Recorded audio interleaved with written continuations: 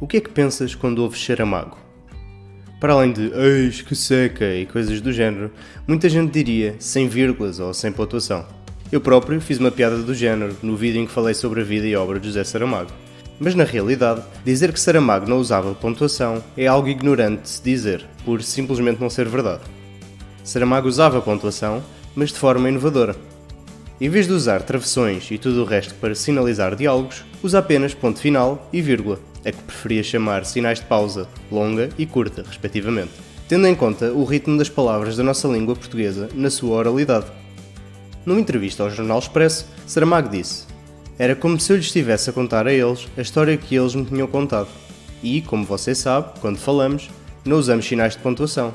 Temos pausas, de respiração e até, como eu digo nos meus livros, os dois únicos sinais de pontuação, o ponto e a vírgula, não são sinais de pontuação, são uma pausa breve e uma pausa longa. No fundo, como também digo muitas vezes, falar é fazer música." Em Cadernos de Lazarote, disse também: "É como narrador oral que me vejo quando escrevo e que as palavras são por mim escritas tanto para serem lidas como para serem ouvidas. Ora, o narrador oral não precisa de pontuação. Fala como se estivesse a compor música e usa os mesmos elementos que o músico. Sons e pausas. Altos e baixos, uns. Breves ou longas, outras." Portanto, como podes ver, há um motivo para Saramago ter sido o primeiro português a ganhar um prémio Nobel da literatura. Acho que sabendo o porquê dele apresentar a sua escrita desta forma, torna as suas obras menos intimidantes. Falemos agora da linguagem e estilo presentes na obra que estamos a estudar, Memorial do Convento. Existem duas partes essenciais nisto: a intertextualidade e a pontuação, recursos expressivos, e a reprodução do discurso no discurso. A intertextualidade, como a palavra indica, é o ato de referir um texto noutro. Ao longo de Memorial do Convento, podemos ver esta prática quando Saramago faz referência a Fernando Pessoa, a obra Mensagem, a Luís de Camões, Os Lusíadas, e a Padre António Vieira, Sermão de Santo António aos Peixes. Também se considera intertextualidade quando o autor usa expressões populares e provérbios da nossa bela língua portuguesa, como o "de noite todos os gatos são pardos", ou "a pobre não emprestes", "a rico não devas", "a frade não prometas", e, por fim, eu tinha mesmo que incluir esta, por motivos óbvios, "chegou-se-lhe o fogo ao rabo". Falemos agora da pontuação, recursos expressivos e reprodução do discurso no discurso.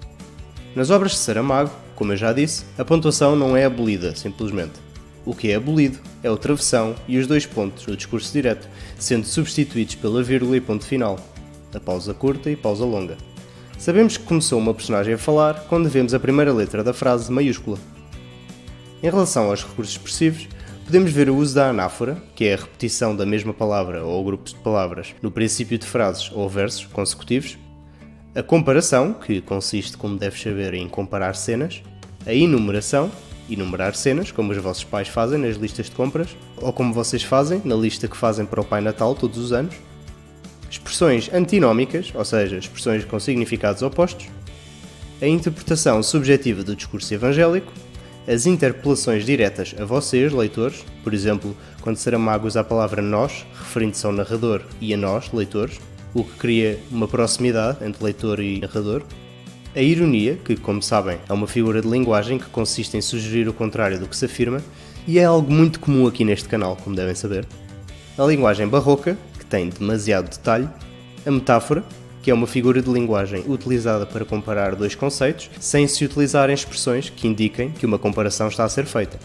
neologismos, que basicamente consiste em criar novas palavras, o uso do presente do indicativo ao longo da obra, para o leitor sentir que o narrador está a viver a história em tempo real e não a contar algo que já teve lugar, o uso de termos anacrónicos, que não batem certo com a cronologia.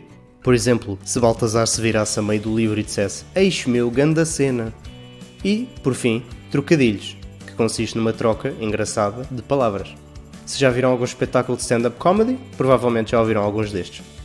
Por fim, em relação à reprodução do discurso no discurso, parece que estamos no Inception, discurso do discurso do discurso, Saramago é bastante único na maneira como permite a coexistência de várias modalidades discursivas sem as distinguir.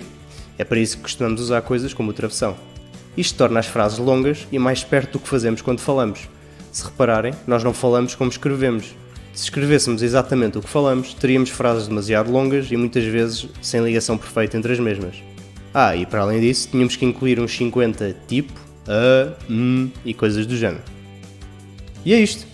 Espero que tenham gostado desta minissérie e que tenhamos tornado as coisas um niquinho mais fáceis para vocês.